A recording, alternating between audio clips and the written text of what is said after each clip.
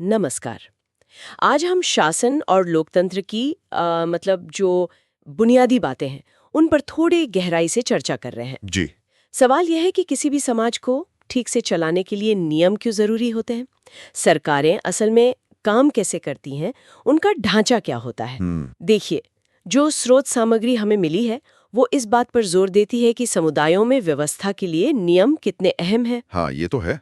चाहे घर हो, स्कूल हो या सड़क पर ट्रैफिक ही क्यों ना हो, बिना नियमों के तो मतलब सब गड़बड़ हो जाएगा। बिल्कुल। सोचिए जरा, अगर ट्रैफिक लाइट्स ना हो या कोई नियम ही ना हो सड़क पर चलने का। हाँ, पूरी तरह से अराजकता फैल जाएगी। तो ये नियम ही समाज को एक तरह से बांध कर रखते हैं। सही कहा। और ये सिर्फ सुविधा की बात नहीं है, इसका एक आप कह सकते हैं नैतिक पहलू भी है। अच्छा, जैसे जैसे स्रोत सामग्री में महाभारत का जिक्र है कि शासक धर्म की रक्षा करता है और धर्म उसकी रक्षा करता है जो उसकी रक्षा करते हैं। यानी शासक का कर्तव्य है न्याय और व्यवस्था बनाए रखना। हाँ, और साथ ही रिगोबट्टा मेंचुतुम का कथन भी है, न्याय के बिना शांति नहीं। तो ये दिखाता है कि अच्छा शासन सिर्फ कानून लागू करना भर नहीं है। बल्कि न्याय सुनिश्चित करना भी है। बिल्कुल।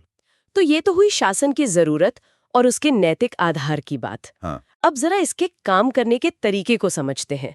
सरकार के अलग-अलग हिस्से कैसे मिलकर ये सब करते हैं। हाँ, तो स्रोत बताते हैं कि सरकार के मुख्य रूप से 3 अंग होते हैं। 3 अंग। जी। पहला है विधायिका, यानी लेजिस्लेचर।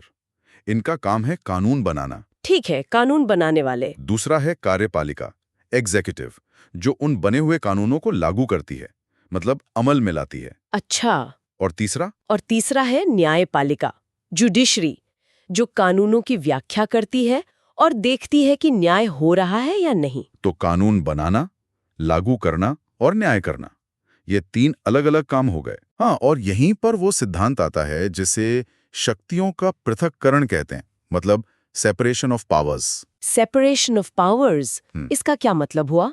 इसका मतलब सिर्फ काम का बंटवारा नहीं है, ये एक तरह का संतुलन और नियंत्रण भी है। चेक्स एंड बैलेंसेस जिसे कहते हैं। अच्छा, मतलब कोई एक हिस्सा ज्यादा ताकतवर ना हो जाए। बिल्कुल। ये तीनों अंग एक दूसरे पर नजर भी रखते हैं। जैसे विधायिका ने कानून बनाया, पर न्यायपालिका देख सकती है कि वो संविधान के हिसाब से है या नहीं। और कार्यपालिका कानून लागू करती है, पर उसे अपने कामों के लिए विधायिका को जवाब देना पड़ सकता है। ये तो काफी दिलचस्प व्यवस्था है। तो ये भारत में कैसे लागू होती है? स्रोत बताते हैं कि यहाँ सरकार 3 स्तरों पर काम करती है ना? सही कहा। 3 स्तर हैं। सबसे ऊपर केंद्र सरकार, मतलब राष्ट्रीय स्तर पर। जैसे दिल्ली में। हाँ, फिर आती हैं राज्य सरकारें, हर राज्य की अपनी सरकार। और फिर और सबसे नीचे है स्थानीय स्वशासन, जैसे पंचायतें हुई गांवों में, और शहरों में नगर पालिकाएं। अच्छा, तो काम भी बंटा हुआ होगा इनके बीच। जी हाँ, हर स्तर की अपनी जिम्मेदारियां हैं। जैसे केंद्र सरकार पूरे देश से जुड़े मामले देखती है, रक्षा है, विदेश नीति है, पैसे रुपए का मामला है। और राज्य? राज्य सरकारें अपने राज्य के अंदर की चीजें संभालती हैं, पुलिस व्यवस्था हो गई, खेती बाड़ी, स्वास्थ्य वगैरह। और स्थानीय सरकारें तो बिल्कुल जमीनी स्तर पर काम करती हैं, गली मोहल्ले के मुद्दे। और ये सारा ढांचा, ये सब लोकतंत्र के तहत काम करता है। हाँ, लोकतंत्र का मतलब क्या बताया गया है स्रोत में? लोकतंत्र का सीधा मतलब है जनता का शासन। जनता का शासन। हाँ, स्रोत बताते हैं कि भारत दुनिया का सबसे बड़ा प्रतिनिधि लोकतंत्र है, रिप्रेजेंटेटिव डेमोक्रेसी। प्रतिनिधि लोकतंत्र। इसका मतलब इसका मतलब है कि नागरिक खुद सीधे शासन नहीं करते, वो चुनावों के जरिए अपने प्रतिनिधि चुनते हैं। जैसे सांसद और विधायक। बिल्कुल।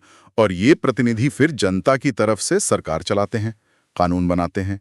स्रोत में ये भी बताया है कि 2024 के चुनाव में लगभग 97 करोड़ मतदाता थे। 97 करोड़, ये तो बहुत बड़ी संख्या है। हाँ, तो इतने बड़े पैमाने पर सबका सीधे शासन करना तो मुमकिन नहीं है, इसीलिए ये प्रतिनिधियों वाला सिस्टम है। इसी संदर्भ में स्रोत डॉक्टर एपीजे अब्दुल कलाम का भी जिक्र करते हैं। वो राष्ट्रपति थे। जी, वो भारत के राष्ट्रपति थे, जो संवैधानिक रूप से एक नाम मात्र प्रमुख, नॉमिनल हेड का पद है। तो उनका उदाहरण क्या दिखाता है?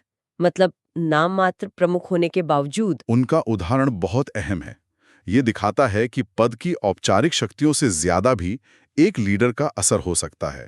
डॉक्टर कलाम ने खासकर युवाओं को बड़े सपने देखने और मेहनत करने के लिए बहुत प्रेरित किया। हाँ, ये तो है। उन्होंने दिखाया कि कैसे संवैधानिक पद पर रहते हुए भी लोकतंत्र की जो मूल भावना है, जनता से जुड़ाव, उनको प्रेरणा देना, उसे मजबूत किया जा सकता है। ये सिर्फ नियमों की बात नहीं, मूल्यों की भी बात है। सही कहा। और लोकतंत्र की बात करते हुए एक और शब्द आता है स्रोत में, जमीनी लोकतंत्र, ग्रास रूट्स डेमोक्रेसी। इसका क्या मतलब है? जमीनी लोकतंत्र का मतलब है कि आम नागरिकों को उन फैसलों में सीधे शामिल होने का मौका मिले जो उनकी रोजमर्रा की जिंदगी पर असर डालते हैं। अच्छा, मतलब लोकल लेवल पर ज्यादा भागीदारी। हाँ, बिल्कुल। पिरामिड के बेस पर आम जनता की भागीदारी, हाँ जैसे ग्राम सभाएं होती हैं हाँ या मोहल्ले की समस्याओं के लिए समितियां बनती हैं, हाँ। ये प्रतिनिधि लोकतंत्र को और मजबूत बनाता है, उसका पूरक है। तो अगर हम आज की चर्चा को समेटे हम्म, तो मुख्य बात यह है कि किसी भी समाज को चलाने के लिए नियम और सरकारें जरूरी हैं। हाँ, और हमने देखा कि सरकार के 3 मुख्य अंग हैं, विधायिका, कार्यपालिका और न्यायपालिका। हाँ इनके बीच शक्तियों का पृथक्करण होता है संतुलन के लिए। हाँ। और भारत में सरकार 3 स्तरों पर काम करती है, केंद्र, राज्य और स्थानीय। सबकी अपनी अपनी भूमिकाएं हैं। और ये सब होता है लोकतंत्र के ढांचे में, जो कि भारत में प्रतिनिधि लोकतंत्र है, दुनिया का सबसे बड़ा, जहां नागरिक वोट देकर अपने प्रतिनिधि चुनते हैं। साथ ही जमीनी लोकतंत्र का विचार भी महत्वपूर्ण है, जो आम नागरिकों की सीधी भागीदारी को बढ़ावा देता है। बिल्कुल। चलिए आज की चर्चा को यहीं समाप्त करते हैं, लेकिन एक सवाल सोचने के लिए छोड़ जाते हैं। स्रोत जमीनी लोकतंत्र और आम नागरिकों की भागीदारी पर जोर देते हैं, तो स्थानीय स्तर पर जहां फैसले हमारी रोजमर्रा की जिंदगी को सबसे ज्यादा प्रभावित करते हैं, वहां नागरिक शासन प्रक्रियाओं में और ज्यादा प्रभावी ढंग से कैसे शामिल हो सकते हैं, इस पर जरूर सोचेगा।